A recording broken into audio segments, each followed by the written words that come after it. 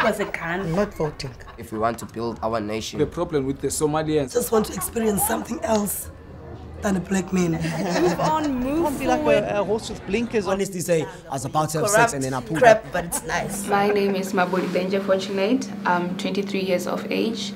I'm currently doing my final year in Bachelor of Social Science in Psychology and Sociology. My name is Mikhail Goliath. I'm turning 22 this year and I'm a second year student at Damlin Mowbray studying public relations. I am Nonkuleko Ulana, studying public relations in Damlin Mowbray, 27 of age. My name is Lindiwe Dlamini. I am a postgrad student at the University of Cape Town and the founder of Injabulo Project. I'm Sifukazi Chief and I study at Damlin.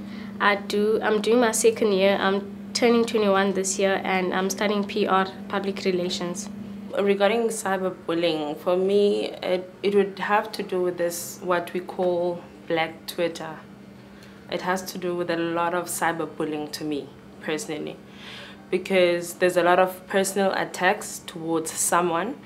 Doesn't matter how you take it, you just have to take it and it has to become a joke to someone else. And then some people need to be literate. If you're not literate about certain topics or you just made one mistake, you become a victim of the whole world. You become a joke to the whole world. And not everyone actually has that whole thing of, I can study at A, B, and C type of thing, or I can actually have a conversation with you. The minute I make one mistake, it's like online, we are structured, there's terms and conditions that we need to abide by. The minute that you go by, we know that Black Twitter is waiting for you. And there's always those memes that goes, we're ready for you. And then people just start attacking you. But some people don't take it well. Some people cut themselves. Some people actually kill themselves. And then only when something shocking happens, then we actually pull ourselves towards ourselves to saying, what has happened is actually wrong. Well, I think basically it expresses itself in various forms. It can be body shaming, it can be just attacking someone's point of view in a way that is very not, I don't know the word, but yeah, just voicing your opinion to someone's ideals in a way that offends someone. And also just victimizing other people's ways of life just because we don't agree with them. A lot of people, but what makes my blood boil for some strange reason, I hate it for the life of me, for the fact that you have to be okay with people dissing you. You have to be okay with people looking down on you. You have to be okay with not being a certain class or certain whatever. And then many a times, as you said, that sometimes it might not even be how you like your physical appearance or anything like that. But then you find that with social media, we follow a lot of what is the celebrity, what are they wearing, what are they doing, forgetting that they have brand like ambassadors that they sponsor them and whatnot. And we sell ourselves short to get likes. And then if we don't have likes, we're not relevant in the social media platforms. I'm not Muslim. Yeah. But I wear a headscarf. So let me use a personal thing that the month of Ramadan is coming on, right? So Muslims are all going to fast now, and you will see more of your Muslim females covering themselves up. And it is in this time that they are being attacked on social media like heavily. Everybody's like, throughout the year you wear a bikini, and throughout the year you do this and you do that and you do that, and yet now you want to cover up. Like, I get that you want to tell them whatever, but is it really necessary to go on someone's wall and write, throughout the year you do this, that and that and that and that and that and that, and now you are infringing upon a right to celebrate her religion the way she wants to. And if throughout the year she wants to wear a bikini, that is her right to do that. And if when Ramadan comes she wants to put on the long skirt and to her ankles and cover up and put on a scarf, it is okay. Just because you don't agree with her way of doing it doesn't mean that you need to be out there gunning her personally. Why don't you inbox her and tell her? I think for me, social media reinforces certain social stereotypes that still exist today in terms of policing how women should wear, how women should be. Yeah, so for me, it's one of those things where in as much as we want to portray how a woman should be or just ignite these social norms that should be followed, it's very important to also address the social stereotypes that still oppress women in the current day. So it's not about saying women are selling their bodies, but also about assessing what is it that makes us say that. Are we oppressing women in the process of trying to be morally right? Yeah, we are definitely taking their agency. I mean, if you do not give a woman an agency for them to say, I choose to wear this scarf because I feel it looks nice on me. Whoever thinks whatever, that's their own thing, you know? Like, if you say, I mustn't wear a scarf like this because as a married woman, I'm not supposed to be wearing a scarf, then you kind of taking away my choice as a woman to say, I choose to wear these hot pants and take this picture. It's my choice. I like my body. I want to flaunt it. You know what I mean? There's also like, there's like so much gray in between, because like you can't just like make it black and white and like you either do the right thing, you don't post your pictures of you half naked on social media, or you do post your pictures on social media. But how is that going to be like portrayed into the public? How are you going to react to what you receive, the kind of feedback? For instance, Skolopat, I'm sure you guys know about Skolopat, the lady in a yellow dress. She was in the summers. She wears very revealing clothes and like has like a lot of nude pictures of her on Instagram and like other social media pages. And has even like said it on social media that her daughter is the one who takes most of her nude pictures. If you look at that story, Skolopat is taking an agency to say, this is my body, I'm going to do whatever I want with my body. And then a couple of months later, Skolopat was was gang raped by a group of men. And the comments on Twitter, mostly from men, were like, she deserved it. She shouldn't have dressed like that. She shouldn't have. And then while we're trying to pass the message to say, as a woman, I should have a right to wear whatever I want. I should be able to be free. Like, people must not rape me just because I decided it's hot, I want to show off my body. Like, what's wrong with me doing that? I must agree with you. It's a complete gray area, because in one aspect we are saying as a woman I need to be free and I need to be able to dress and do exactly what I want. And on the other aspect we are saying that if my 9-year-old daughter posted that same nude picture, I would have a problem with it. Because, and then we are also saying, but it is that woman that is exposing my 9-year-old daughter to nudity, because she's saying it's okay for me to be naked and it's fine. So it's a completely gray area. So where do we draw the line? That is the actual question. Where do we draw the line? Where is it okay for me to take off all my clothes and be like, as a woman, this is me, and you either are okay with it or not? And where is it, let me just cover up something because 5-year-old Lindy is watching me and she... For me, like social media, it can be very positive, but it begins with me and my profile, right? And then how, if I decide, like on my personal profile page, every day there's something positive that I say. Every day there's a story that I share.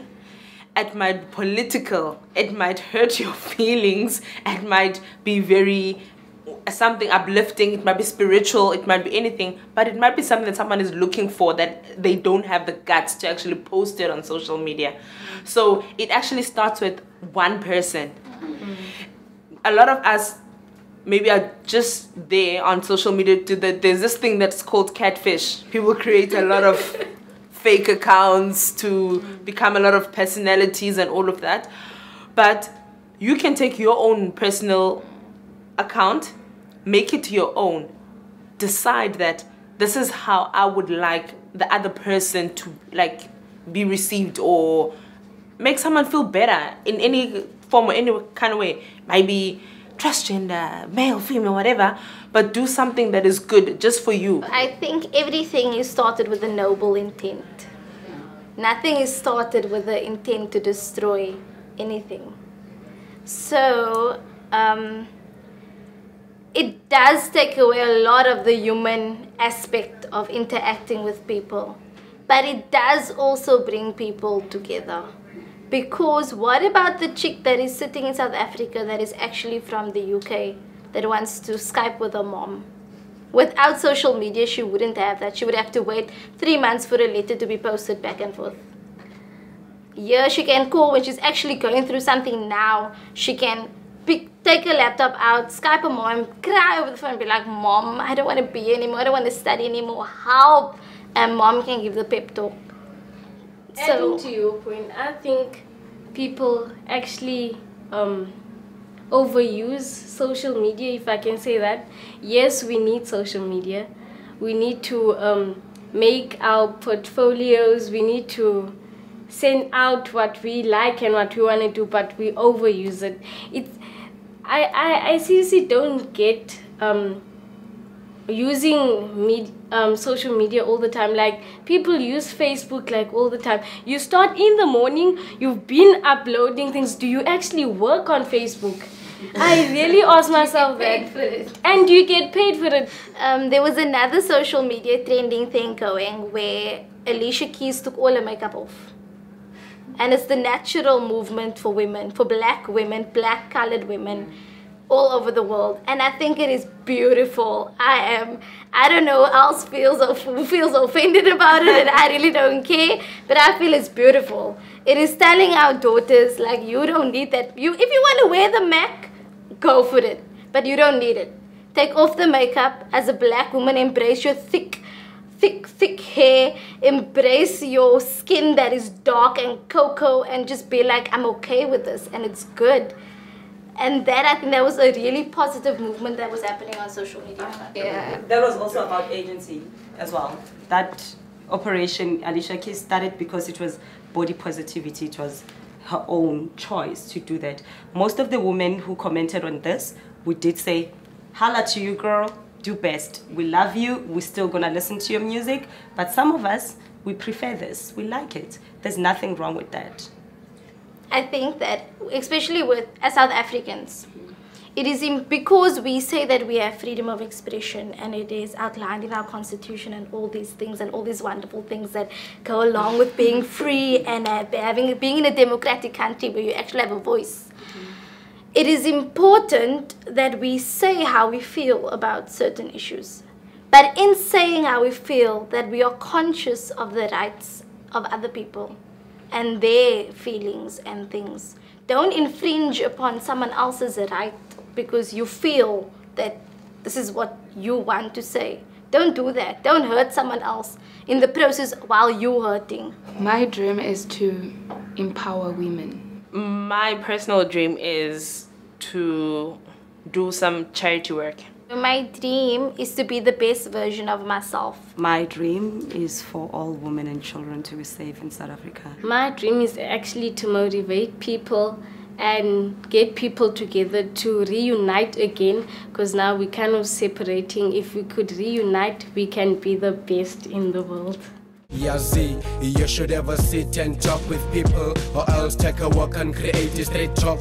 Talk what is nice, it will make you feel stronger. Listen what is right and say what is wrong. You should ever sit and talk with people, or else take a walk and create a straight talk. Talk what is nice, it will make you feel stronger. Listen what is right and say what is wrong.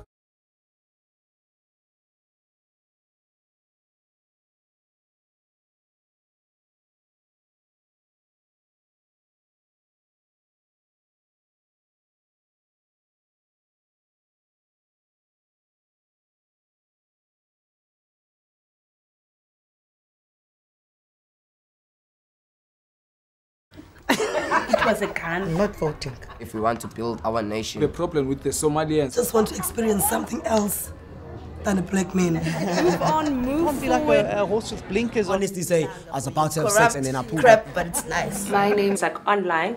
We are structured. There's terms and conditions that we need to abide by. The minute that you go by, we know that Black Twitter is waiting for you, and there's always those memes that goes, we're ready for you, and then people just start attacking you. But some people don't take it well.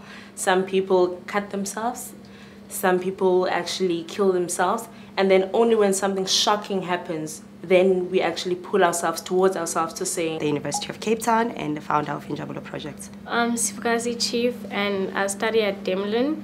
I'm doing my second year. I'm turning 21 this year and I'm studying PR, public relations. Regarding cyberbullying, for me, it would have to do with this, what we call Black Twitter. It has to do with a lot of cyberbullying to me, personally, because there's a lot of personal attacks towards someone. It's Mabodi Danger Fortunate. I'm 23 years of age. I'm currently doing my final year in Bachelor of Social Science in Psychology and Sociology. My name is Mikhail Goliath. I'm turning 22 this year and I'm a second year student at Damlin Mowbray studying public relations. I am Nonkuleko Ulana, studying public relations in Damlin Mowbray, 27 of age. My name is Lindiwe Dlamini. I am a postgrad student. That doesn't matter how you take it, you just have to take it and it has to become a joke to someone else. And then some people need to be literate. If you're not literate about certain topics or you just made one mistake, you become a victim of the whole world. You become a joke to the whole world. And not everyone actually has that whole thing of, I can study at A, B, and C type of thing, or I can actually have a conversation with you. The minute I make one mistake,